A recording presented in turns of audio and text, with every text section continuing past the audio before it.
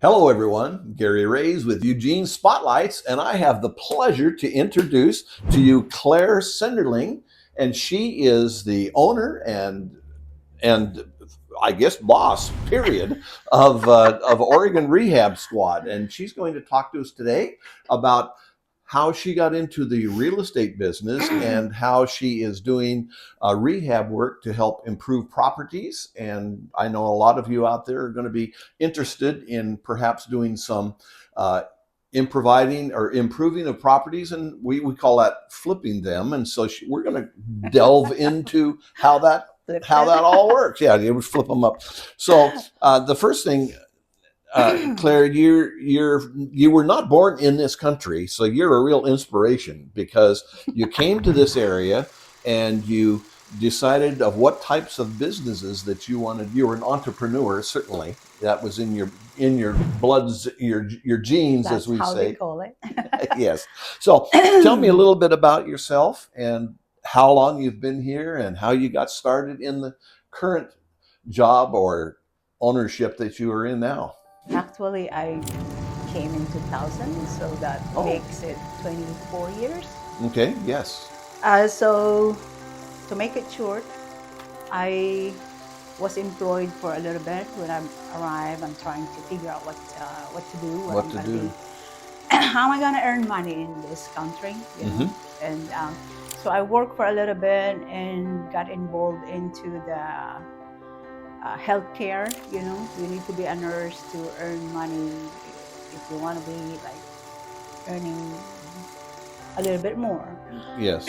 So I'm trying into that program, and then while you're doing that, started to work in a nursing home, blah blah blah, get experience, become a CNA.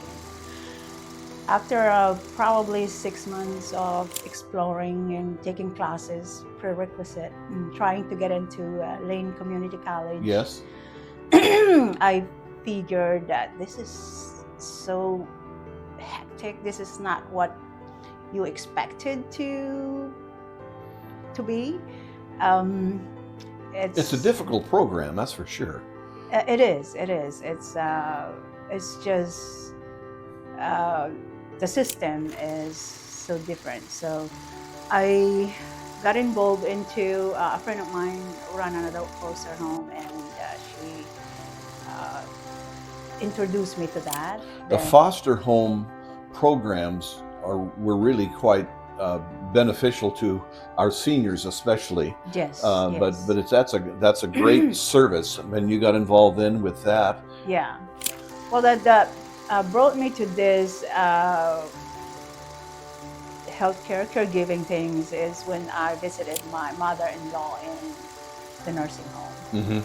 And as soon as you walk in, everybody reaching out. They are like lined up in a chair when you walk in. Those elderly person reaching out to you, help me, maybe because they are those dementia or some other things. I was not aware of it that time because this is new to me. So then I kind of approached them and started to hold their hands. And seeing my mother-in-law in that situation for the first time, gave me this, gosh, why is she here, right? So I was trying to encourage my husband then that I would like to see if I can take care of his mom, but it's going to be difficult to transfer because she was in Las Cruces, New Mexico. Yes. Okay. So but I started to be. That's how you became more aware of the needs than of all the people that were in those facilities, and it's a difficult thing they need help, they need compassion, they need a lot of love, and you kind of bought into that and started to be involved, and you ended up owning one. Yes, is that accurate? Yes, that's I think I was like, wow, so it's not just a job you're looking for. You're like you feel that the needs They need you. Yeah. Yes. So that's how I got involved to it, and that's when I started to put my own business so I can provide the needs that they need. Yes. From a caregiver with my own time. So you started then going through the process. You ended up not only helping people, but you also became, again, that entrepreneurial type that you are. You actually ended up owning a senior care center. Yes. And so you still own one. Is that accurate? Yes. But then you started to drift into another venture, which is what we're going to talk about now, and it's about taking properties and making them better and flipping them, as you say, for an advancement of your income, for one thing, hopefully. So we're going to talk a little bit about that. You started Oregon Rehab Squad, and you focused on distressed properties. So what is a distressed property to you? Distressed property to me is a place where you can see that it's really like neglected. Yes. You can see the roof is need in bad repair or new. But my passion is not just for a distressed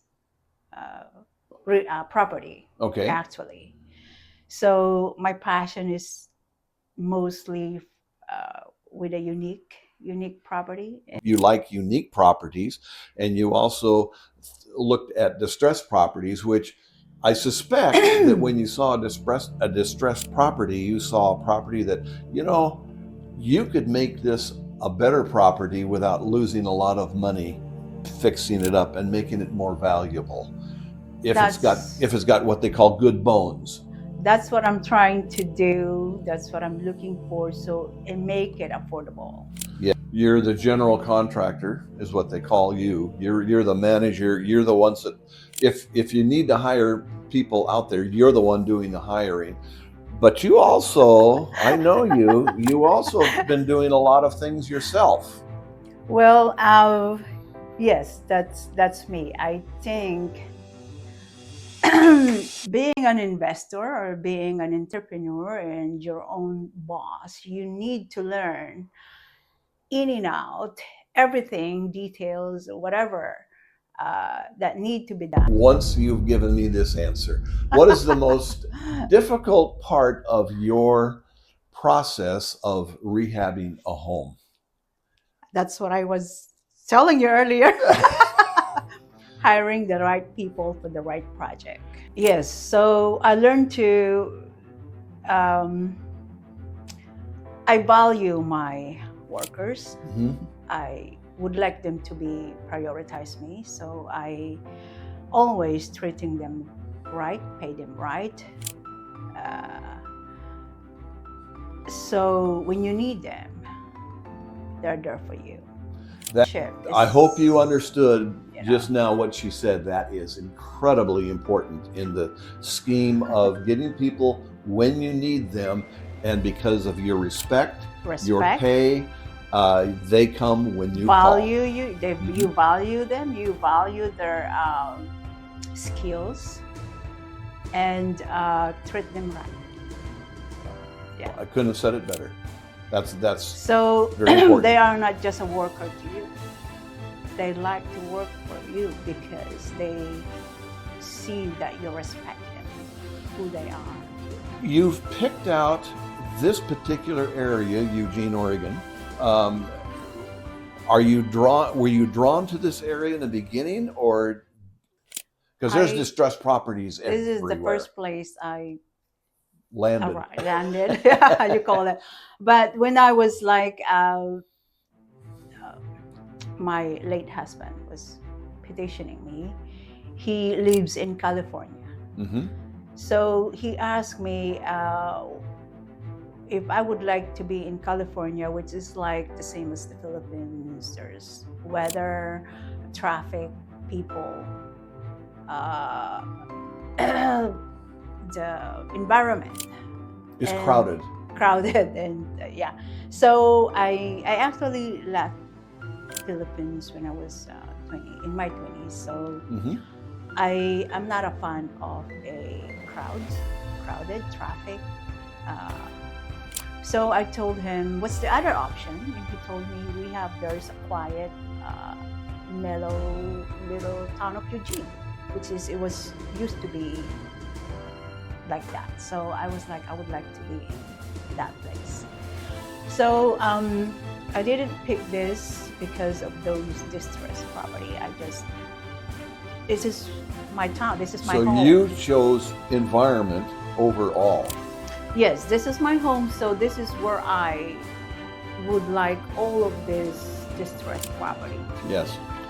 Well, there are distressed properties everywhere, but Yeah. you brought your business to your environment. In other words, this is where you wanted to be, and it happens to be that yes, there are other properties out there that needs your help. Yeah. What I'm impressed with, and this is what I really want to go around. You've been successful. You came here in your mid-20s. You didn't know anybody. In my 30s. Well, you said 20s. I wish I came here a little bit earlier. Okay, all right. My point being is that you had the courage to invest in yourself, to learn traits that helped you with this process of what you're doing now. And in the world of where we were in the old days, you didn't find a lot of women that were entrepreneurs in the construction business. In other areas, yes, but not necessarily in the construction field where you ended up being. And it's a unique position that you're kind of a pioneer, helping other people understand that by golly, if she can do it, I can do it as well. And that's what I liked about what you said in the beginning about how you came about to this particular entrepreneurial situation. And the other thing is how you treated your workers and other people with respect. And what goes around comes around. Correct. If you know that saying. So let's look to the future. If everything just worked out the way you would love to see it work out, what would be your overall goal? I don't know. I don't set goals. I know everybody have to have a goals. Mm-hmm. I have a goals, but I actually don't set a goals. I don't know how to say it, but I just do things the way whatever I'm facing right now, I'm doing it. I want it to be You want to do successful. it to its best. You want to Yes, to do the best job you can in solving an issue or answering an issue or. it's also my passion. I'm not saying that, but there's this house when I bought it. This is an example. I don't know how to say it, but this is an example of this house. You sold me this house. Mm-hmm. You were my realtor. So this house is already fixed the way it is. But I know there is an opportunity. I'm seeing something missing in here. So my vision was just to fix it in a simple way, the basement. Yes. And meeting this artist that I met gave me some idea of what to do in the property. So my vision was changed by finding the right people for Yes. You're fitting new creative ideas that helps embellish the property. That's the This best home way. here is grand, great upstairs, great main level. Downstairs was kind of just an empty cavern, so to speak, that was underused, and you've found a way to make that. And I'm not going to give away your secret because I know what you have planned for downstairs, and it's in the process now. But it's going to help the property even more. It takes a while, you know. I'm very patient with our goal. Investor actually goal is always, they always wanted to have a quick return, because that's how you're going to earn money. That's because correct. you're using we're leveraging by private money funding. I don't know some of them, but I am, because I came here with a suitcase. And nobody handed me any capital or anything. There was no money in the suitcase? Oh. It was just clothes. And that's why when I came here, I was like, I need to find a job. And being an independent, ever since I was an independent person, I didn't want to rely with my husband to, especially supporting my family in the Philippines. We Filipino, we always support our family in the Philippines, you know, especially if you're in America. We're like, hey, you're in the United States, you know, dollar. Yeah. So, well, obviously you have to turn a profit to continue doing what you are passionate about. So that's the bottom line. You do have to make a profit. Otherwise, yes, you won't be doing too many projects. That's true. Yeah. I don't know how I do it, but yes, there is that's every person facing frustration in any project. Workers, I will not deny that I, you know, always have a good relationship with your workers. There's always challenge, passion, frustration. Frustrations, and you got to have some kind of backup plan. Okay. I know I have workers, but I always have a backup plan. Okay. For somebody that it's not gonna go well. I am a kind of person that don't tolerate. I don't know how to say that, but if they're not working out. The thing that I don't want the most from a person is dishonesty. And I have a temper that I get rid of you right away. So that's my weakness, is not to tolerate. And you always gotta have a backup in case you lose your workers. Yes. Yeah, you always have to have, you're not just gonna stick with one. You always have to have a relationship. That's why I have several projects. So I have, this is your project. I have other project that I work with somebody. So you're not the only one. You're you know, so you mess up with me, you're done. Then I have another person that I do. So what's your question again? Okay. The main thing is, and again, I admire your fortitude, and this is what I'm trying to bring out, is the fact that you have self-determination, you have loyalty within your workers, because you are an honest person. That's important to you. Loyalty is very big. And you have the backup plans. I don't know what all your other plans are, and I'm not going to ask you about those, but I know that you have been looking at different opportunities out there for fixing up distressed property. A lot of people talk about, I want to fix it up and sell it, but they don't know all of the frustrations and the difficulties and the hurdles that go into it, and they can lose money if they're not organized. Yes, there is a lot. People were like, oh my God, she's a fix and flipper. She's probably earning money. When they probably look at me, they're probably thinking I'm earning a lot of money. But you know, I don't know how I'm doing it. But if you're just a fix and flipper and you're like me, I'm hiring everybody, so you're probably just gonna have a little profit. I know at least, some profit, and you've helped employ people for jobs that help with their families as well. And you understand that's kind of an important issue. And also, I'm very aware of the fluctuation, market fluctuation. Yes. So sometimes, today is this, when you bought the property is this much. The next year, suddenly it changed to this. So what are you gonna do? Right? So you gotta have a backup plan. if your project based on location, property, house, how much are you going to spend? You don't put everything in this project, but it's like in a bad neighborhood, or what you call it in a... Yeah, you have enough projects that they balance each other, perhaps, and help the overall plan be successful. Yes. So because you're not just gonna expect for this project to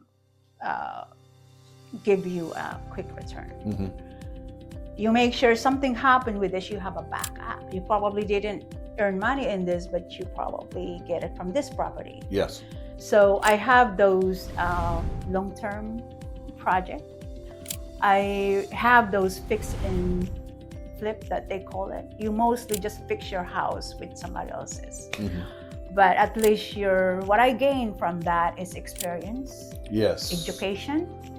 I learn a lot of learning. There's a lot of learning that comes from failures, by the way, and that's okay too. Yeah. At the same time, I have this project that it's a long term, mm-hmm. like those projects that I am doing some partition. That's where I get some profit. Those fix and flip that I ended up just probably at least $5,000, but the experience, the knowledge, because I'm learning those workers, I do learn how the process of even using a machine. Mm-hmm. Before, I'm so scared to touch this, what do you call that? The one that's drill press? Yeah. So because it has this blade that is so sharp.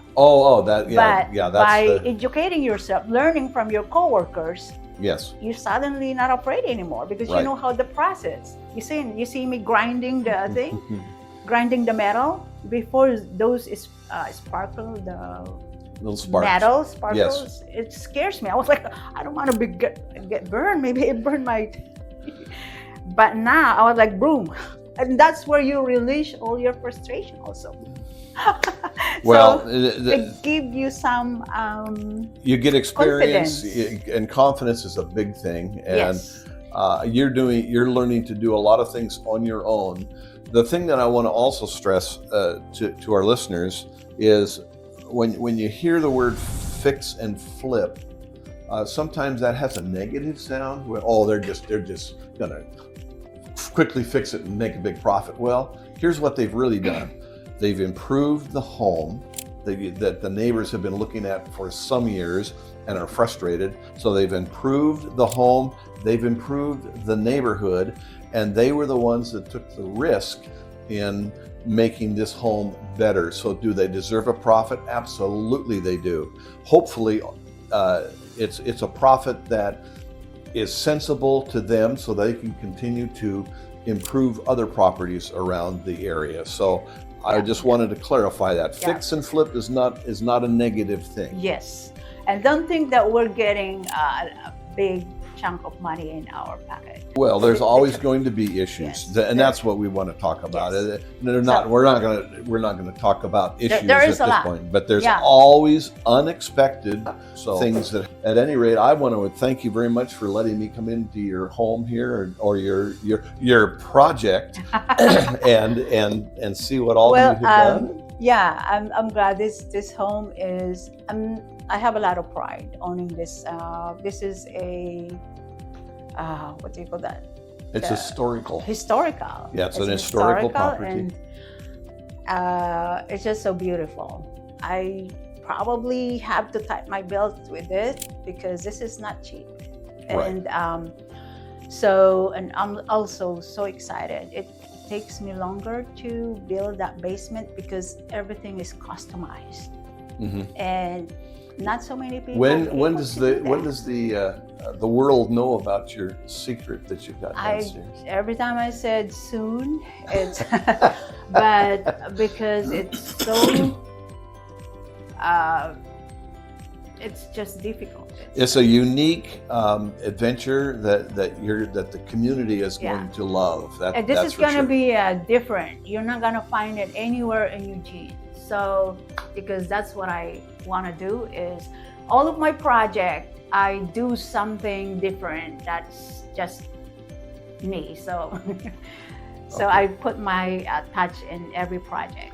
Well, Claire, you've been an inspiration. I know you have a lot of things out there that you're involved with, and that's why I was advised to come and interview you because of all the things that you've accomplished. So, thank you. We'll anxiously await the announcement of your project in this property, and the community will certainly be excited about it. Oh yeah, yeah. I would love to give you a tour, but not yet. Okay. So Claire Senderling, and it's with Oregon Rehab Squad. So if they wanted to get a hold of you, I think that we're going to have your phone number actually on the video if they need to. You'd be willing to answer questions if somebody wanted to ask you questions about, flipping for one thing. Would that be? Yeah, I always willing you to share. Help. Yeah, I share. I don't